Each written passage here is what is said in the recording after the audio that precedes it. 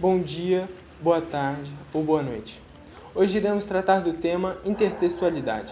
A intertextualidade está presente em textos que fazem referência a outros textos, utilizando-os como base, podendo ser explícitas, onde o leitor não necessariamente precisa ter um conhecimento para compreender o texto, ou podendo ser implícitas, onde o leitor precisa necessariamente de um pré-conhecimento, um conhecimento de mundo, para entender o texto. Além de textos escritos, a intertextualidade também aparece em filmes, novelas, pinturas, charges, entre outros. E ela pode tanto reafirmar o texto base, como também ir contra o mesmo. Agora, veremos alguns tipos de intertextualidade, começando pela paráfrase. Paráfrase, uma palavra proveniente do latim que significa maneira adicional de se expressar, se trata da reprodução explicativa de um texto, mantendo a ideia principal do texto, mas contando com suas palavras. A paráfrase é classificada como uma intertextualidade implícita, pois o leitor já deve conhecer o texto base para entendê-la, podendo aparecer em filmes, poemas, textos escritos, entre outros. Agora vejam exemplos.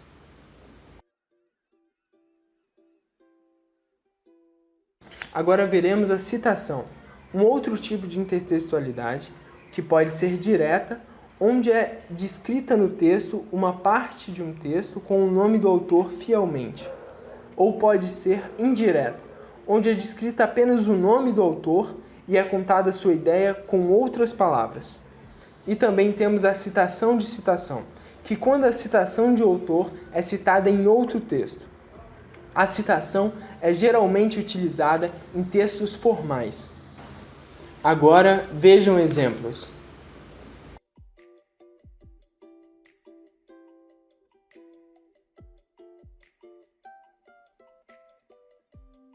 Agora veremos o pastiche.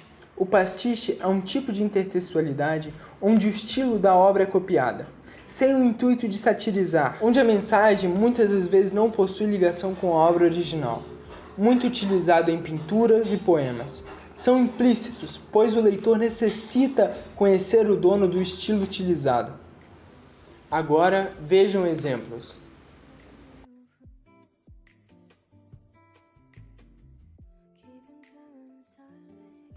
Agora veremos mais alguns tipos de intertextualidade, com o Carlos Eduardo. Bem, dando prosseguimento aos tipos de intertextualidade, vamos falar agora sobre a epígrafe. Bem, epígrafe é um tipo de intertextualidade em que o autor ele utiliza um texto fonte, um texto base, uma referência, para dar início a uma nova ideia, a um novo texto, para criar um novo texto. Isso é muito comum em redações, em textos dissertativos e em TCCs, em que a pessoa ela utiliza um texto para poder servir como inspiração, como motivação. Então, um exemplo é um texto muito utilizado em questões dissertações do Enem, redações do Enem, de Immanuel Kant, que diz o seguinte: o homem não é nada além daquilo que a educação faz dele. É um texto bem comum para você usar, por exemplo, para falar sobre educação ou quando as pessoas usam para fazer críticas do governo em relação à educação. Então, epígrafe é isso. E um outro tipo é a paródia. A paródia é um texto em que o autor ele vai utilizar um texto de base, uma referência, só que ele vai alterar algumas palavras, ele vai mudar algumas palavras com o objetivo de fazer uma crítica ou não, mas o interesse dele é fazer um texto de caráter irônico. Nem sempre vai ser cômico, pode ser cômico ou não, dependendo do autor. Um exemplo é a Canção do Exílio, de Gonçalves Dias, que diz assim, esse é o texto original: minha terra tem palmeiras, onde canta o sabiá. As aves que aqui gorjeiam, não gorjeiam como lá. E a paródia de Oswaldo de Andrade, no texto Canto de Regresso à Pátria, diz o seguinte: minha terra tem palmares, onde gorjeia o mar. Os passarinhos daqui não cantam como os de lá.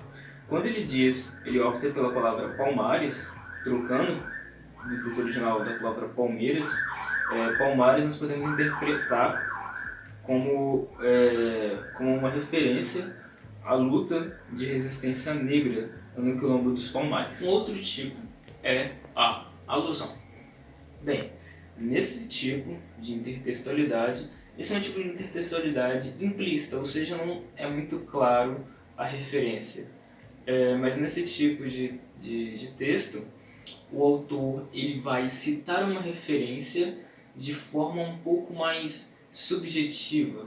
Então ele vai insinuar algum acontecimento, algum personagem, alguma paisagem, algum objeto. Ele vai insinuar isso, mas de forma bem subjetiva. Então, um ponto muito interessante é que o ouvinte, o telespectador ou o leitor, ele vai ter que ter um conhecimento prévio do assunto a ser debatido, do texto a ser lido, enfim, das várias formas em que pode ser apresentada esse tipo de intertextualidade. Ele vai ter que ter um certo conhecimento prévio, senão ele não vai conseguir captar a informação. Um exemplo que podemos citar é o texto de Os Lusíadas. O texto de Os Lusíadas, que diz o seguinte: cessem do sábio, grego e do troiano as navegações grandes que fizeram. Então observe que quando ele diz, o texto diz grego e troiano, é uma referência a Ulisses, o herói da Odisseia, e a Enéas, que é o herói de Enéida. Então, a pessoa, o leitor nesse caso, ele teria que ter já um conhecimento da história de Ulisses e da história de Enéas, senão ele não conseguiria perceber, ele leria, mas passaria direto e nem perceberia ali uma referência. Então, esse é um tipo de alusão. E por fim, a tradução. A tradução, primeiramente, poderia perguntar, bom, por que a tradução é uma intertextualidade? Ela é considerada uma intertextualidade pelo fato de ter diferentes interpretações. Esse é um conceito, essa é uma definição do motivo de ser uma intertextualidade, haver diferentes interpretações. Por quê? Como assim diferentes interpretações? Porque a tradução é a passagem de um texto de uma língua estrangeira para uma outra língua nativa de um determinado país. E quando é feita essa passagem, às vezes existe uma palavra no idioma e no outro idioma não existe essa palavra, ou a palavra tem um outro sentido, um outro significado. Então é feita essa adaptação para manter o sentido, o significado, o sentido, melhor dizendo, para manter o sentido do texto, do poema, da música. Então é por isso que há diferentes interpretações. Cada autor no caso, cada tradutor, vai ter uma forma diferente de traduzir. E um exemplo, você pode ver em qualquer lugar, assim, numa música, muito comum em música, em filme também. Na música, às vezes, você olha a letra, faz a tradução literal, você joga no tradutor, você faz a tradução literal, você tem uma tradução, mas quando você vê a tradução em um determinado site, você vê uma tradução completamente diferente, às vezes. Porque é justamente isso, para você poder manter um sentido na música. Ou às vezes no filme, quando você faz a dublagem também, para manter um sentido, você troca algumas palavras, faz algumas alterações. Então, esses foram os tipos de intertextualidade. Com isso chegamos ao final do nosso vídeo. Nós falamos sobre intertextualidade, conceitos, definições, tipos de intertextualidade, alguns exemplos e algumas aplicações.